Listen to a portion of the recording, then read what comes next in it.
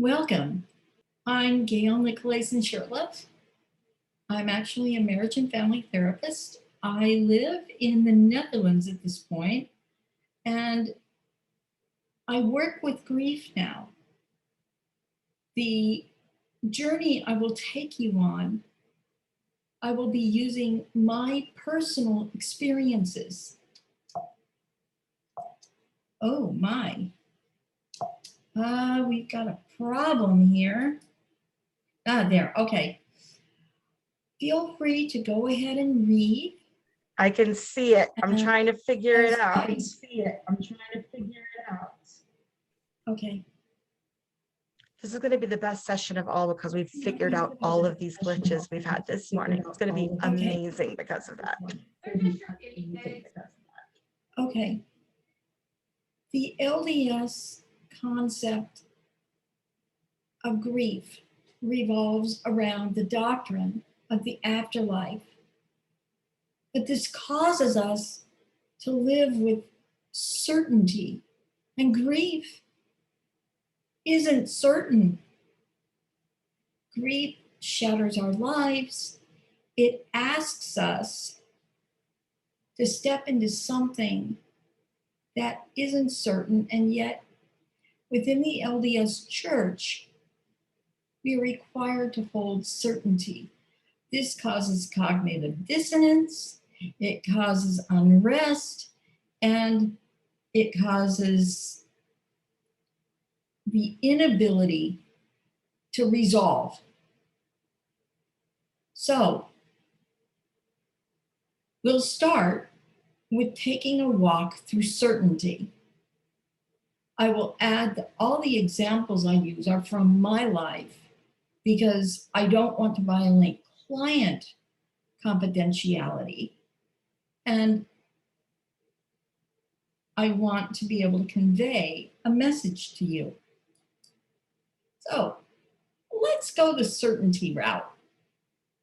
Let's see what happens when we are required to maintain certainty and we're thrust into a cycle of not being able to resolve it.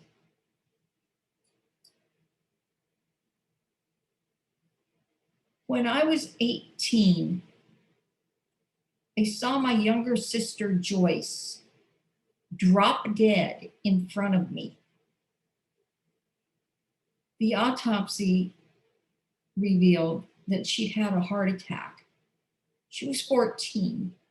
We knew she had congenital heart problems, but she'd had a pacemaker put in. So how could this have happened? Why did it happen? At 18, I had not experienced the ability to question, to doubt, to wonder.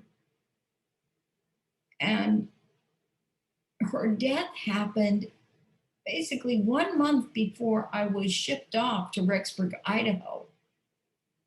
A nice little conservative place where doubt is not allowed. But here's what I told myself in order to justify her death. I told myself things based around the four theodicies: suffering, education, karma, and relief. I really worked hard at being able to convince myself that the 3 days after her death, the time we put her into the grave, and then the required obligatory return to church because you're supposed to do that, was all okay. My mother, who had been with me at the time of the death, my mother and I didn't resolve this for, well, over 30 years. So let me tell you what I told myself. Suffering. Heavenly Father must have needed Joyce home. There was no rhyme or logic to this, but certainly he must have. Her number was up. She had learned everything she needed to know here. So God took her home. Somebody I know said to me after she'd had a miscarriage that this was actually said to her. Your baby didn't need to come. They just needed to get a body. What happens when we hear this stuff inside? It shuts us down. It numbs us. It disables the process of moving forward and making it okay to shed the needed tears, to show the sorrow. Somehow we're supposed to be magically strong through all of this when we're not. When we're doubting, questioning. We might get told, you're going to be such a strong person when you get through this loss. I had people within the church say this to me. It's going to make you a stronger person. You know, God doesn't give you anything that you can't handle. I hope they never said that to my mother. I never asked her, but my parents were suffering. We were suffering. And we weren't handling this grief very well.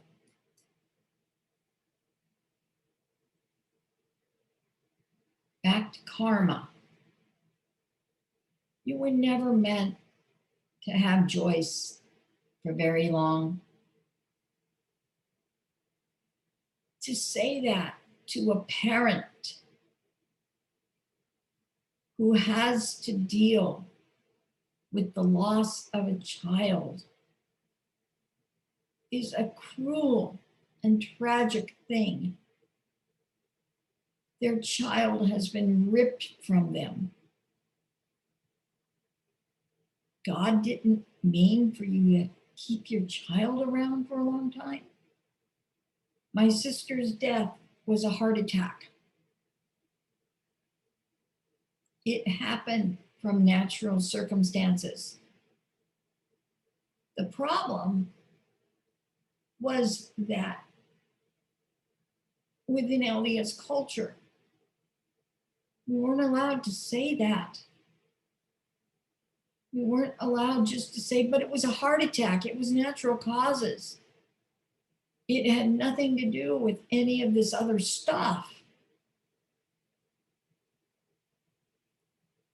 At Rick's, I sat and I stewed. I tried to make sense of this, that there was no support, no recognition that maybe the trauma I had been through with the death needed further support than it's okay because you'll see her after in the next life.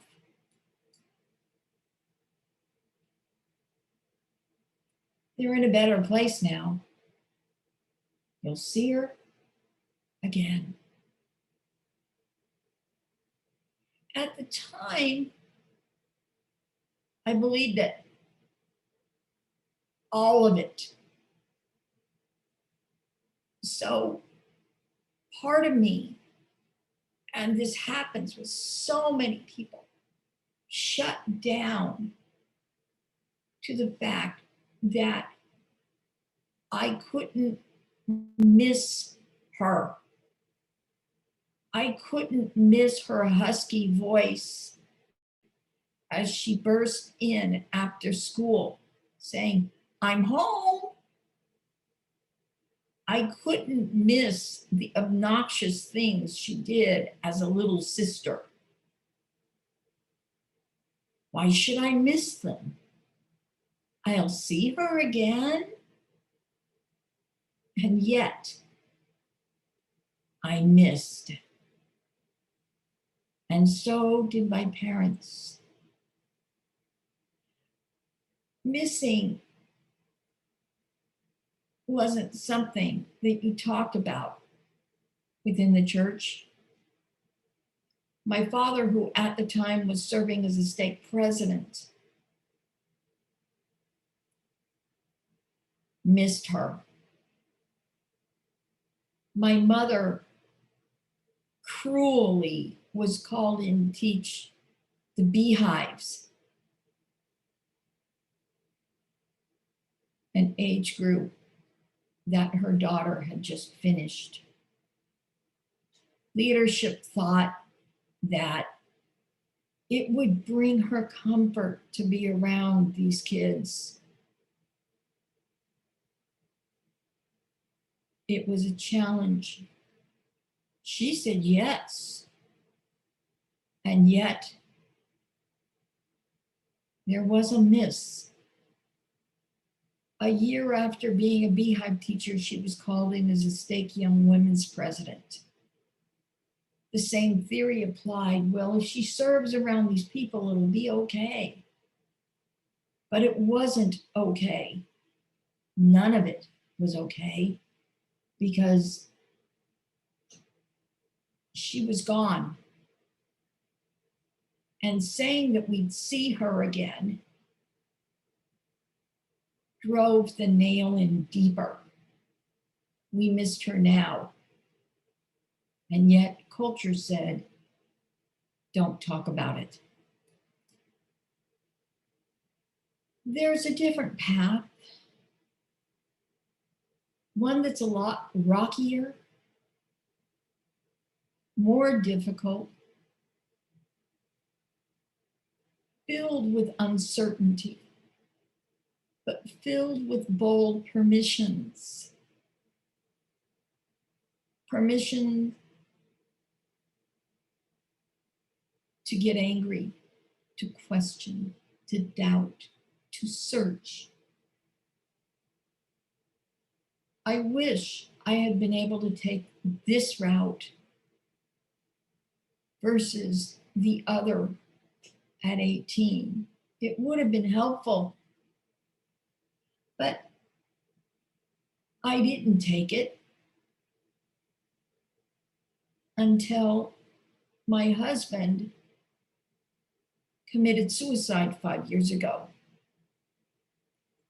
And in thinking about how I was going to deal with the grief, what I was going to do, I realized that I had to find a better path in, regardless of what any church leader, any amount of church culture was telling me to do.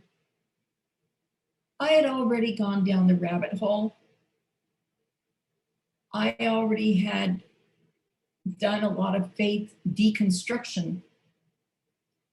So taking this route seemed like the logical place to go. Let's explore this bumpy, rocky, and yet absolutely incredible journey that grief can take us on.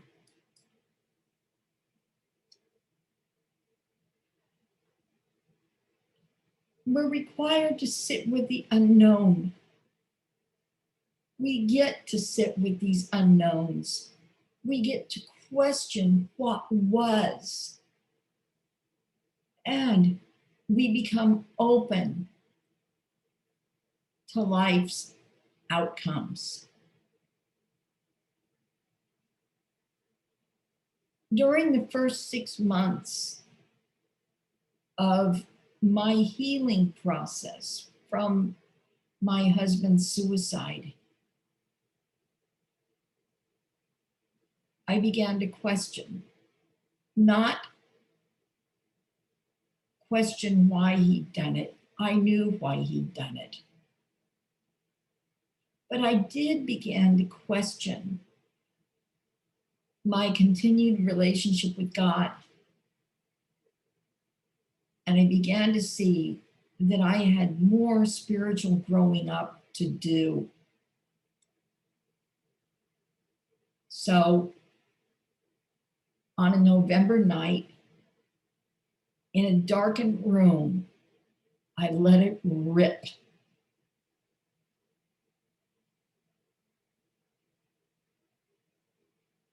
And in that ripping came a reply. You are okay. You're growing up. Now I can deal with you as an equal, an adult.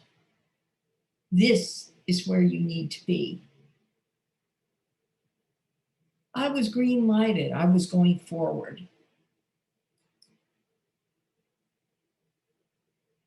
This path leads us into existential crises. It causes us to rethink who and what God is or isn't. It causes us to struggle with the loss of friendships because we will be misunderstood, especially within the LDS Church. It causes us, as it did me eventually, to change the client base I worked with. At the time of my husband's death, I had shut down my practice. I needed to. There was no way I could do this without taking time to heal myself. Fortunately, I had the insurance funds, miraculously, with the suicide, to do just that. It may cause us to seek therapy to gain light, insight, understanding, resolve conflicts, to do a lot of in-depth personal work. It causes us to give up living perfectly so that we can be together forever. We begin to live our lives focused on this life. That's a big one. For me, it happened gradually and slowly.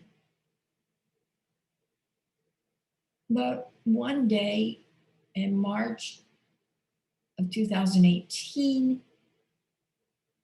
I knew that I'd come to a fork in the road and that I had to live my life making decisions for myself, not based on what some faith was telling me to do.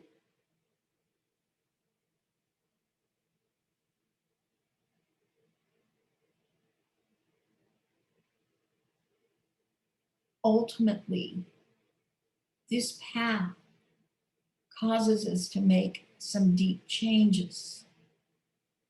The deepest change I made in the process of insight therapy, seeking spiritual direction, which is closely aligned with insight therapy, was that I finally needed to say goodbye to Mormonism.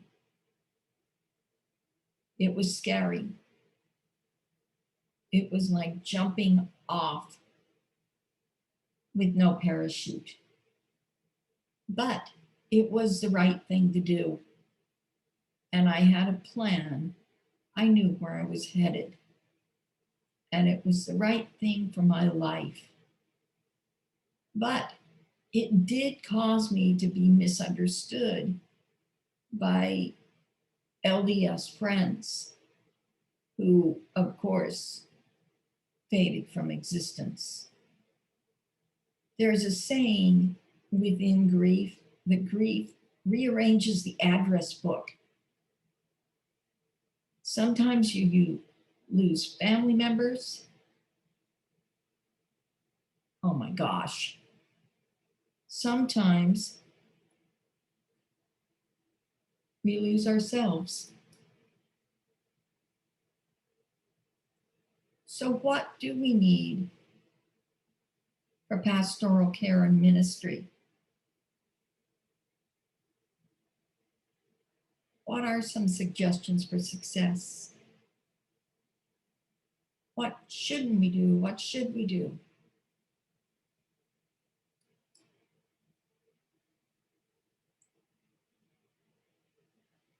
The big one, the first biggie that we'll look at, is that people tend to say what they want to hear themselves. They don't think about what the person wants to hear, but they do say it. When you think you know someone, how someone feels, and you're not that someone, you don't know how they feel. Feelings are unique to the individual. People who are grieving want that grief to be heard. So, to reiterate here, people say what they want to hear. On the following pages, I'm going to show you some things and talk about some things that people said that worked and didn't work. These are for people who have been experiencing the grief process. The list was so long that I had to cut it short. There are a lot of them. Don'ts. I know exactly how you feel. You may have lost a sibling, a parent, a grandparent, but you don't know how they feel because grief is unique to each of us. This is a huge, big thing not to say. Another one that was common was advice. When I lost my wife, here's what I did. And then they proceed to tell you. One that's not on the list is, well, when I lost, I went out dancing, or I went out doing this, that, or the other thing. It only cuts like a knife. This one was said to a woman with young children. You have children. You need to put yourself out there soon. Now, I'm actually going to share something that was said to a friend's son-in-law at the funeral of his wife. She died and left 6 or 7 children. I can't remember the exact number. But a young single woman came up to him after the service and said to him, "Oh, I would love to be your wife. I just know that I could mother these children well, and you're going to need somebody who knows you. I would be happy to do it." Enough said. A comparison. Your loss wasn't as bad as mine. Or when I lost my dog. Now, Here's a huge one. Your husband or wife wouldn't want you to be sad. Cheer up. They're not here. You're the one grieving. It's none of their business. You get to feel what you get to feel. This is one of the things that gets stripped in Mormonism. We can't feel what we're supposed to be feeling. We can't feel the depth and the pain and the horror of the loss. We can't sit with it and process it.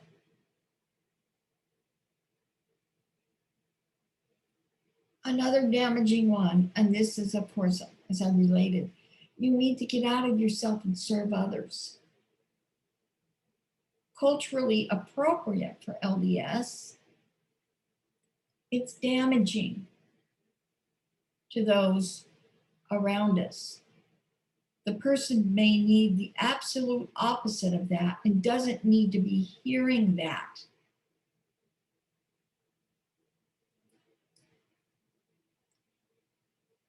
Some do's. Now, the LDS are great in a crunch. We do crunches really well. We do crises really well. We pack up, we bring the mood, we bring the meals, we do all of that. Community is great in this sense. But what happens after? After the meals fade, after the normal stuff? Oftentimes, we fail by not doing the following. Somebody, I did not put this on the list, but somebody actually had a friend who, on the anniversary of the miscarriage of her daughter, phoned her every year. She sent a card because she knew her friend was going to be feeling that loss. One of the things you can do with people who are in grief and pain over the long term is get out for walks with them, do things with them that are soft and gentle. They might need the motivation to get out. You just might not feel like it. But coming by and telling them, I'm going to come by and let's just go out for a walk. They may tell you no, or they may tell you yes. But it's a good thing to do. If you offer something, do it. Follow through is huge here. Despite the fact that people may look strong, they may seriously depend on that offer following through. Drop by to say hello. It would be good to ask if it's convenient, obviously, but drop by to say hello. Now, this next one is something as LDS is done all the time. Bring food. This part isn't necessarily done. Make sure it gets eaten. My own experience was I had a branch here in the Netherlands that was small. They wanted to serve. They were just so thrilled. The women were so thrilled they could cook for me. And yet there was days when that food came and I wasn't sure I wanted to eat it. One of the things that happens in grief is often we lose our appetites. Our functionality drops. Having somebody come in and sit with you while you eat, talk to you, converse with you is so important. I will also mention here that I was now widowed. Let's think about singles, people who oftentimes are thought of as well, they've got their families, but what if they don't? What if they live a far way away? How are wards going to care for them? Are they going to be cared for by that ward? Is that need going to be seen? So 6 months after the death, you might need to bring in the meals then. The huge thing to do is to listen, and we'll go into that in a moment. What do I say instead of, I'm sorry, I know?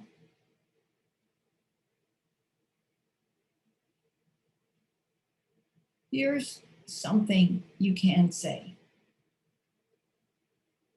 I don't understand.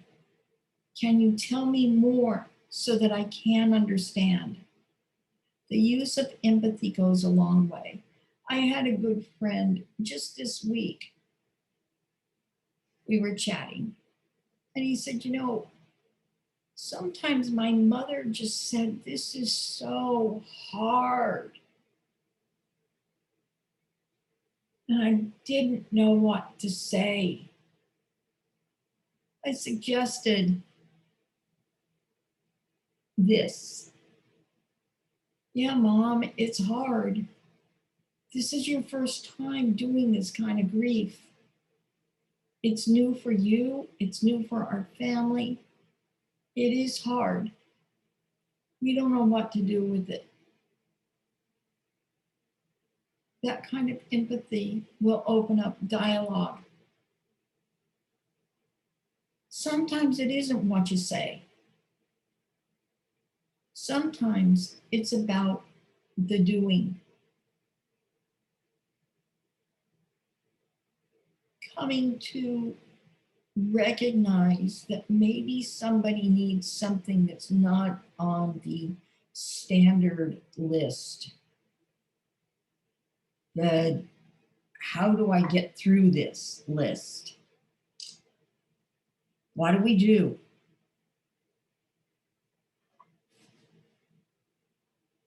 What do we say? The doings I needed after my husband's suicide were just friends coming by to check in. But because nobody knew what to say, that didn't happen. I was left holding a bag, and I had to work through it myself. Here's a big one. What do you need from me right now? I actually got asked this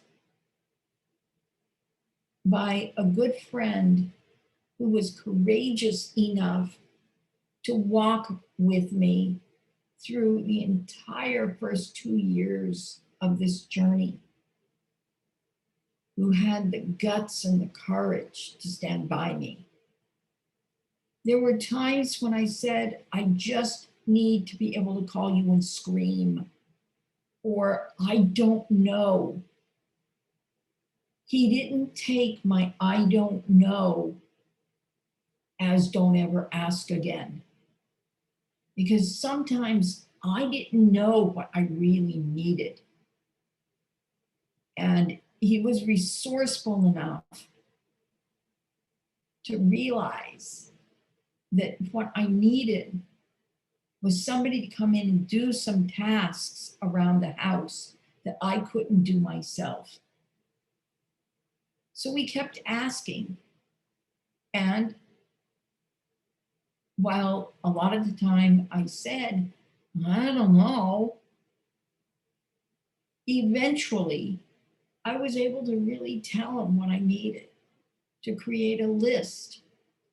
5 years out, this guy is still a gem. If he's coming up to where I am, he'll call me beforehand and he'll say, I'm going to be there. Have some stuff so I can do it.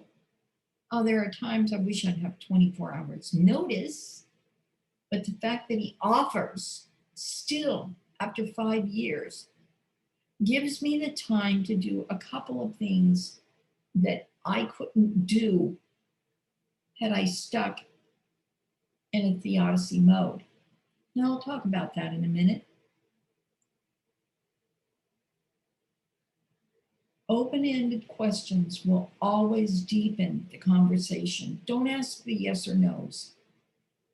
Ask questions that require a full paragraph to a page response. I've listed my website here. It has a blog, and on the blog are some resources, my experiences about how I got through it.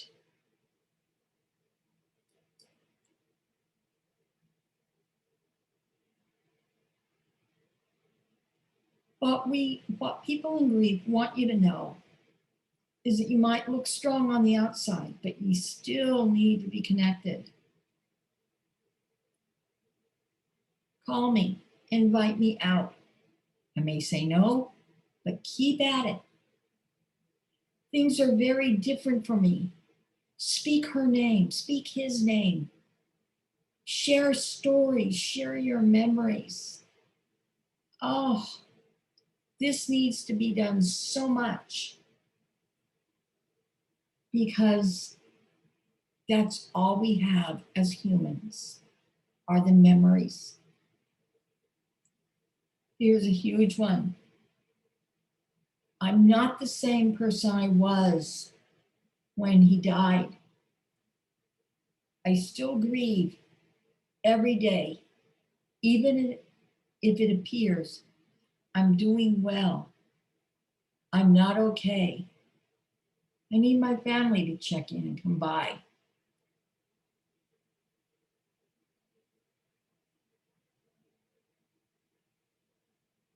I want to share a quote with you. A quote by a guy by the name of Henry Nouwen. It will be coming up in a minute. Some last minute tips. Know that for some people, the grief process might take a year or more to begin. One of the huge reasons for this is probate, wills, stuff that just has to get handled right at the very beginning. So this person may not be in denial. They may be postponing their grief because of necessity. Remember that death is traumatic.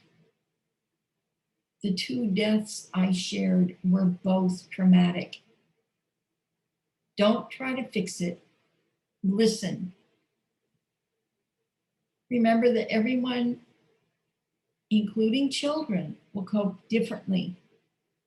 Family structures can change after a death. Allow the family to find new ground and a new normal.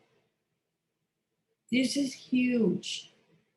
After my father's death in 1991, my family structure changed. We weren't the same people. My father had been glue. My mother was also glue, but my father more so. He had been the traditional family patriarch for not only our family, but for the extended family on both sides of the family. And his death caused seismic shifts in our relationships. This isn't terrible. This is a consequence of people finally facing the realities, the real truths about their grief, their knowing, the fact that if we're allowed to grieve the loss, then we reframe things, rework our steps on the path. Our unknowing changes. We acquire new freedoms. I realize that within the LDS Church, We have to kind of go underground to do this. My hope in making this presentation is that we can move this above ground. We can normalize it.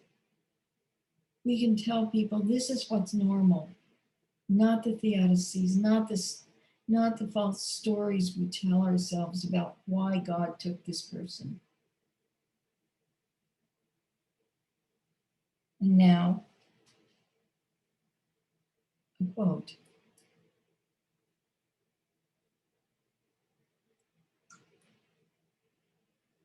Compassion asks us to go where it hurts, to enter into the places of pain, to share in the brokenness, fear, confusion, and anguish. Compassion challenges us to cry out with those in ministry, to mourn with those who are lonely, to weep with those in tears. Compassion requires us to be weak with the weak, vulnerable with the vulnerable, and powerless with the powerless. Compassion means full immersion in the condition of being human. Compassion requires us to honor true ministry, to sit with those who mourn, to respect their process, and to not try to put out the fires, but to hold their hand and to walk gently. Thank you. Thank you. That was magnificent. I've been looking in the Who app and we don't seem to have a whole lot of questions right now. Is there anyone that wants to raise their hand here and ask questions also? I can, let me see where we can do that. You know, I was thinking so much while you were presenting how much this is applicable to death, but also to so many other types of grief. I mean, I've gone through a very acrimonious divorce, and everything from having to figure out who you are now again as a new and completely different family, to the loss, to the grieving, even what you were describing about the point where like you go, okay, now it's time to cry, and you do the big cry. There's always a big cry somewhere. There has to be. Well, I guess some people put it off as long as possible, but it's healthy to have one. And all of that applied to me in griefs in my life, even though I had not dealt with the same sort of death. And I just wanted to say that too. It was really touching to kind of witness those things as you were going along and discussing, to realize that was, you know, very applicable to what I've gone through, to trauma anniversaries and things that my children have gone through as well. So, and I wanted to thank you so much for presenting today. I'm sorry. Add one thing. Yeah, this presentation is an equal opportunity process. It works, as you said, it works for grief. It works for life transitions. It works for somebody who's moving out of the house for the first time and realizing, oh my gosh, I've lost something. So yeah, it is. Yeah.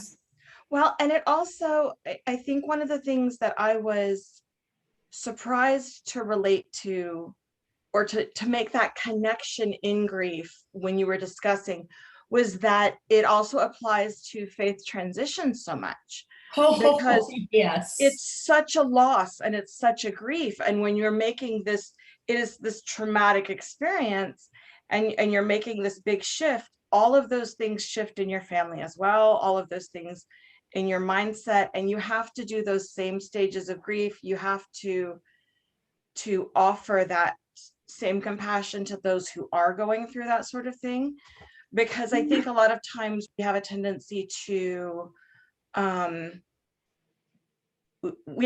get stuck someplace in the grief cycle. We can get stuck at being very angry, or we can get stuck at being very sad, because we don't want to let ourselves feel all of the feelings and all of the things that are going on. And so this realization, when you're administering to other people in grief, that realization that they might be stuck someplace, and that's okay. You can help them get unstuck as best as possible, but you can't force the unstuck, you know, those things, that compassion to go where they are.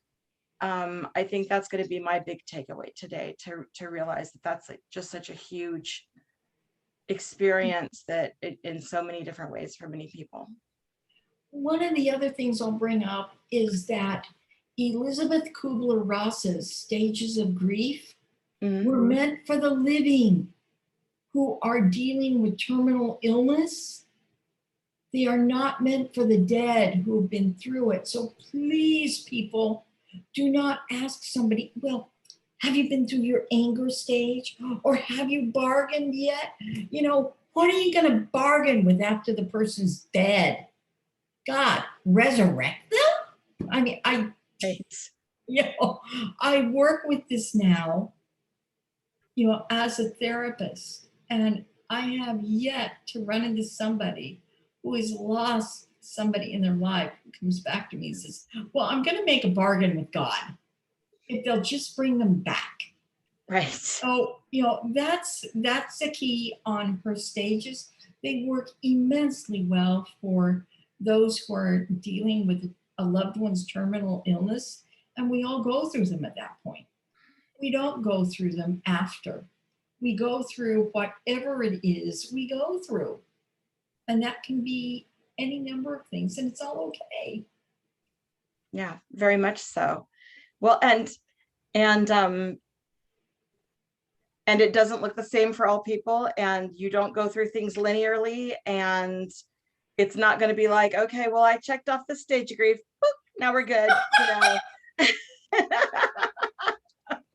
It'd be nice if I could be like, okay, I got through sadness, time for me to be really angry now. Yeah. But it just doesn't work that way. And in that realization that it's not going to work that way for your kids, it's not going to work that way for your spouse, it's not going to work that way for your friends, is a really critical thing as well. I have really enjoyed this session. I think that, by our many attendees that you've had here, that they have too. I'm really glad that we were able to get our technical adventures out of the way. I apologize for that. And y'all, this has been a great session. And I would encourage you, if you have further questions and discussion that you want to do about things, go to the Whova app, ask questions.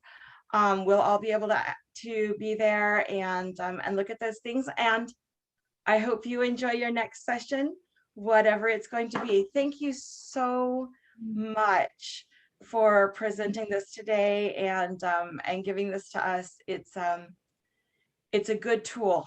It's a good tool, good information and good tools for people to carry with them as they're progressing in life. Bye, y'all. Have a great one. Bye.